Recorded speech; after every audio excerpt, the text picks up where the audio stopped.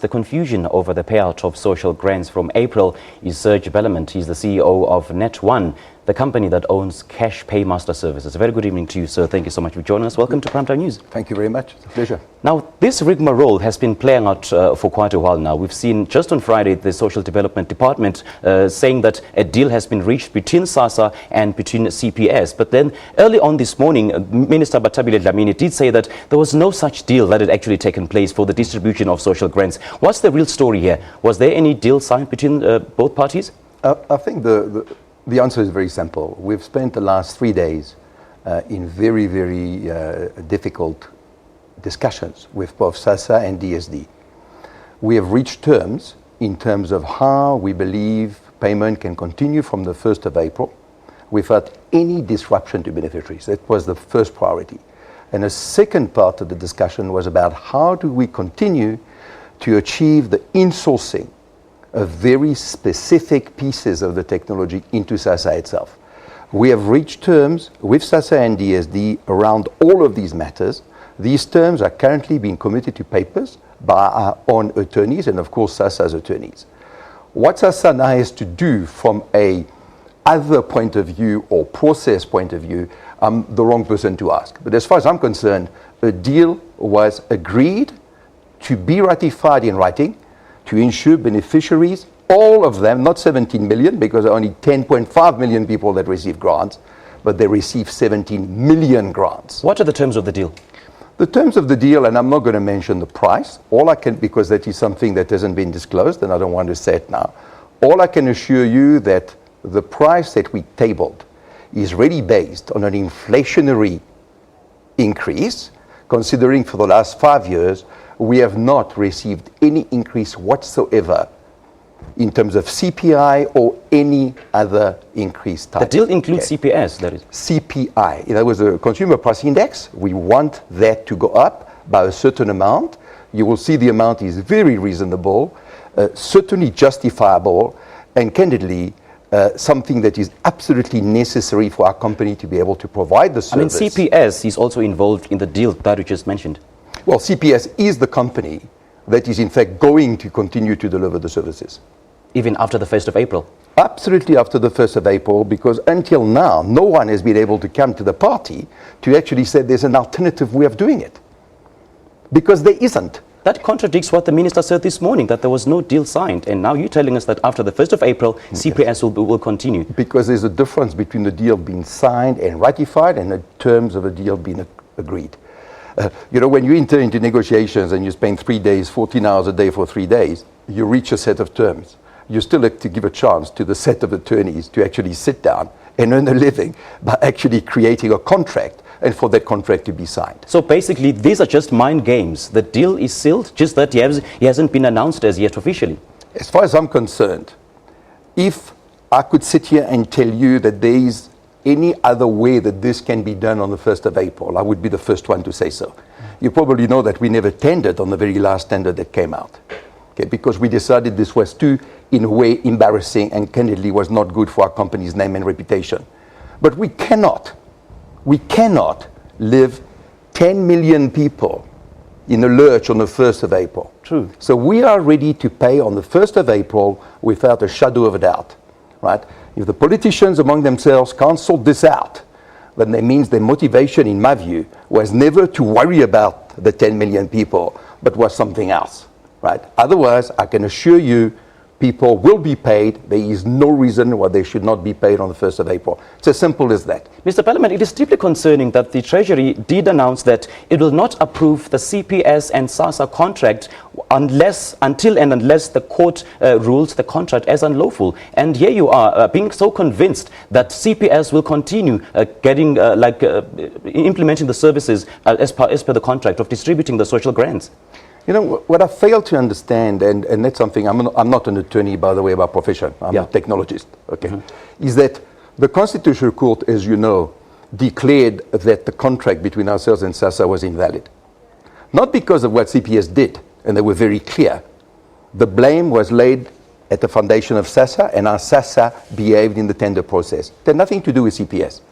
They then said, we'll suspend the invalidity clause until either SASSA awards a tender or until the 5 years are over.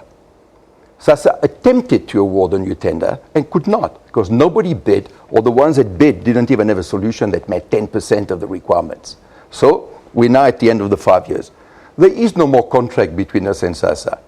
There is nothing to ask. Let's talk about the initial contract. Court. All right, let's talk about the initial tender. Now, SASSA's request for proposal require that the successful bidder gives an equity stake to a historically advantaged group or persons. And but then after getting the contract, you dumped the Black Empowerment Partners and also paid out Mr. Brian Mosetla, a businessman, allegedly an amount of 83 million to buy him out. So this certainly casts the validity of the contract into serious question.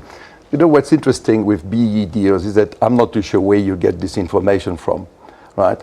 We had a BEE deal with a group of BEs that are still BEE partners of ours, and they've been BEE partners of ours for more than 15 years. But at that the time, hasn't changed. At the time, you said, and I'm going to quote you verbatim, you said, in quote, our BEE, I won't even argue, was probably not the best BEE deal. Well, when we mean it was not the best BEE deal, we converted it into the best possible BEE deal.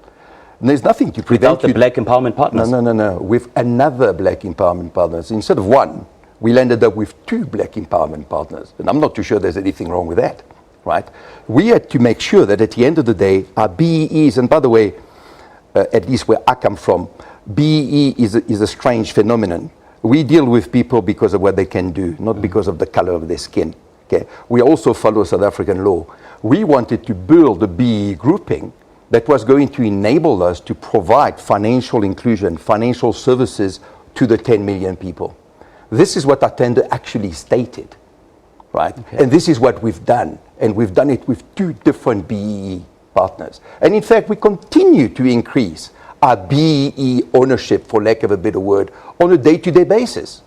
There are plans afoot right now, because of the new laws changing, where BEE must play and must get a bigger chunk of our company, which now will probably go up to 35%, right? So we continue not only to follow the laws, but not only because we believe in them. We follow the laws because we believe they're right. And once you can actually jump in your mind, this is not difficult. Indulge us now, if you will. What sort of deal does CPS have with the minister or the department itself? Because it explains why she's so hell-bent in trying to keep CPS, despite the Constitutional Court ruling that the contract initially was unlawful. What sort of deal? I mean, we even saw the Social Development Director General resigning because of the impending deal that might be or will be signed between yourselves and SASSA. It's perhaps something I can't answer because it's a political question. All I can assure you... So there is an issue. There is an underlying issue. But it's got nothing to do with us. I can assure you that... Well, it certainly will, because the minister is so adamant that CPS must get the deal. Well, she didn't say so herself, but the events that have been playing out do suggest that this is certainly true. You are in the press and in the eye of the people. Isn't there a simple explanation for that? We're the only ones that can do it. We are the only one worldwide that can do this job. Others have tried and failed. Others have tendered and failed. Right? People are wanting to diminish the way that the system should look by removing pay points, by removing biometric. It's easy. Why don't we also remove the beneficiaries, in which case everyone will be able to do it. Right? That's the relationship we have with SASSA. It's a relationship of saying we have a Minister of Welfare that has a vision for what she wants welfare to look like in the future. We have been able to provide her the support that she needs to implement that vision. Other people are trying to usurp that vision. But how confident are you that you're the only ones in the world that can actually offer the services? I mean, the second in line to get that contract was All Pay, and it actually took, they made inflammatory suggestions that the score was lowered to favor your company. Isn't it funny that when All Pay says something like this, they also said that they could not provide biometric technology, which today has saved the government 2 billion rand a year. They could not do it. Okay? They could not provide offline and online processing. They were not that interested in pay points in the rural areas. Right? So it's very easy to actually say they were better, they were cheaper. Of course, if you design your own system and you force it down the throat of welfare. Welfare had specifications. We followed the specifications. We spent more than 1 billion rand developing the solution. Yeah. This has got nothing to do with being friendly or not friendly. As you know, the minister is actually laid criminal charges against our company. So I'm not too sure where people believe that this is supposed to be a friendly act in any form whatsoever.